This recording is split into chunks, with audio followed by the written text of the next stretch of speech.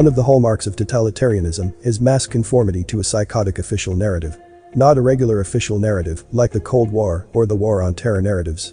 A totally delusional official narrative that has little or no connection to reality and that is contradicted by a preponderance of facts. Nazism and Stalinism are the classic examples, but the phenomenon is better observed in cults and other subcultural societal groups. Numerous examples will spring to mind. The Manson family, Jim Jones People's Temple, the Church of Scientology, Heaven's Gate, etc., each with its own psychotic official narrative. Helter Skelter, Christian Communism, Xenu and the Galactic Confederacy, and so on. Looking in from the dominant culture, or back through time in the case of the Nazis, the delusional nature of these official narratives is glaringly obvious to most rational people. What many people fail to understand is that to those who fall prey to them, whether individual cult members or entire totalitarian societies, such narratives do not register as psychotic. On the contrary, they feel entirely normal. Everything in their social reality reifies and reaffirms the narrative, and anything that challenges or contradicts it is perceived as an existential threat. These narratives are invariably paranoid, portraying the cult as threatened or persecuted by an evil enemy or antagonistic force, which only unquestioning conformity to the cult's ideology can save its members from. It makes little difference whether this antagonist is mainstream culture, body thetans, counter-revolutionaries, Jews, or a virus. The point is not the identity of the enemy. The point is the atmosphere of paranoia and hysteria the official narrative generates, which keeps the cult members or the society compliant. In addition to being paranoid, these narratives are often internally inconsistent, illogical, and, well, just completely ridiculous. This does not weaken them, as one might suspect. Actually, it increases their power, as it forces their adherents to attempt to reconcile their inconsistency and irrationality, and in many cases utter absurdity, in order to remain in good standing with the cult. Such reconciliation is of course impossible and causes the cult members' minds to short-circuit and abandon any semblance of critical thinking, which is precisely what the cult leader wants.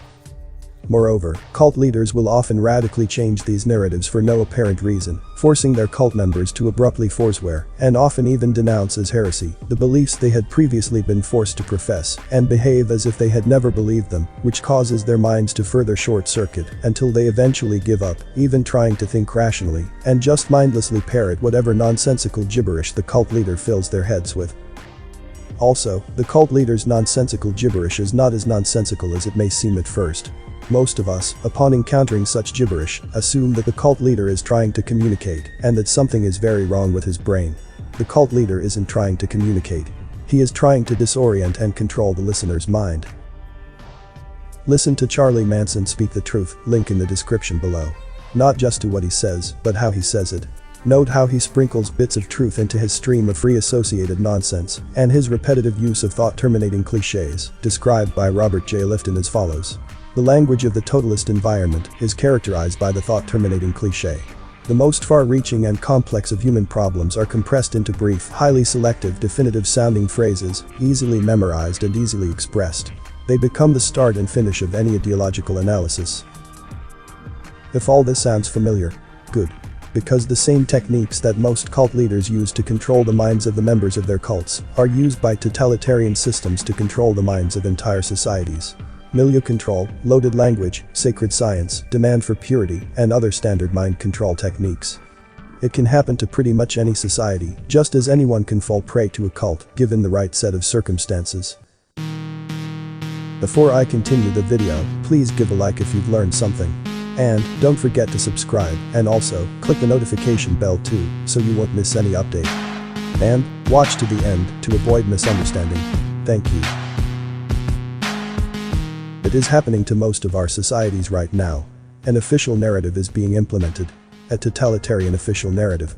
A totally psychotic official narrative, no less delusional than that of the Nazis, or the Manson family, or any other cult. Most people cannot see that it is happening, for the simple reason that it is happening to them. They are literally unable to recognize it. The human mind is extremely resilient and inventive when it is pushed past its limits.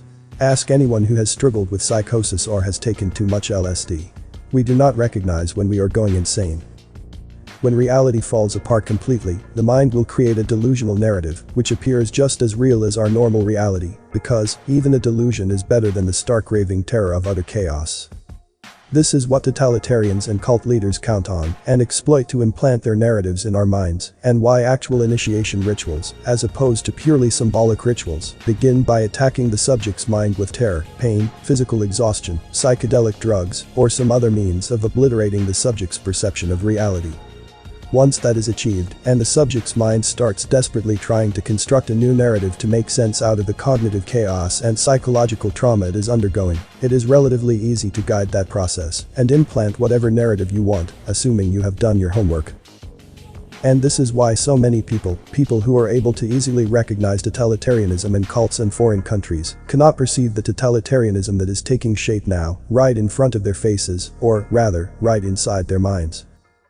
Nor can they perceive the delusional nature of the official CV-19 narrative, no more than those in Nazi Germany were able to perceive how completely delusional their official master race narrative was. Such people are neither ignorant nor stupid. They have been successfully initiated into a cult, which is essentially what totalitarianism is, albeit on a societal scale.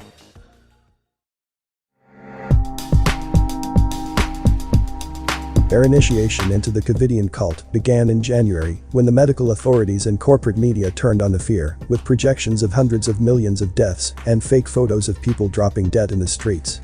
The psychological conditioning has continued for months. The global masses have been subjected to a constant stream of propaganda, manufactured hysteria, wild speculation, conflicting directives, exaggerations, lies, and tawdry theatrical effects. Lockdowns, emergency field hospitals and morgues, the singing dancing NHS staff, death trucks, overflowing ICUs, dead CV-19 babies, manipulated statistics, goon squads, masks, and all the rest of it. 8 months later, here we are. The head of the Health Emergencies Program at the WHO has basically confirmed an IFR of 0.14%, approximately the same as the seasonal flu. And here are the latest survival rate estimates from the Center for Disease Control. Age 0 to 19, 99.997%. Age 20 to 49, 99.98%. Age 50 to 69, 99.5%. Age 70 plus, 94.6%. The science argument is officially over. An increasing number of doctors and medical experts are breaking ranks and explaining how the current mass hysteria over cases, which now includes perfectly healthy people, is essentially meaningless propaganda. And then there is the existence of Sweden and other countries which are not playing ball with the official CV-19 narrative, which makes a mockery of the ongoing hysteria. I'm not going to go on debunking the narrative. The point is, the facts are all available. Not from conspiracy theorist websites. From mainstream outlets and medical experts. From the Center for Disease Control. Which does not matter in the least, not to the members of the Covidian cult. Facts do not matter to totalitarians and cult members. What matters is loyalty to the cult or the party. Which means we have a serious problem, those of us to whom facts still matter and who have been trying to use them to convince the Covidian cultists that they are wrong about the virus for going on 8 months at this point. Well, it is crucial to continue reporting the facts and sharing them with as many people as possible, which is becoming increasingly difficult due to the censorship of alternative and social media. It is important to accept what we are up against. What we are up against is not a misunderstanding or a rational argument over scientific facts. It is a fanatical ideological movement. A global totalitarian movement, the first of its kind in human history. It isn't national totalitarianism because we're living in a global capitalist empire which isn't ruled by nation states, but rather by supranational entities and the global capitalist system itself. And thus, the cult and culture paradigm has been inverted. Instead of the cult existing as an island within the dominant culture, the cult has become the dominant culture, and those of us who have not joined the cult have become the isolated islands within it. I wish I could be more optimistic and maybe offer some sort of plan of action, but the only historical parallel I can think of is how Christianity converted the pagan world, which doesn't really bode so well for us. While you're sitting at home during the second wave lockdowns, you might want to brush up on that history. Comment below with more topic ideas for me to discuss. As a lot of care and hard work goes into this, likes and subscribe, let me know I'm doing a good job. All is appreciated greatly. You may not agree with everything from the content I post. Apply critical thinking and use discernment to come to your own conclusions regarding the content. Thanks for watching this video. This Everything Inside Me channel, see you on the next video. Stay safe and healthy.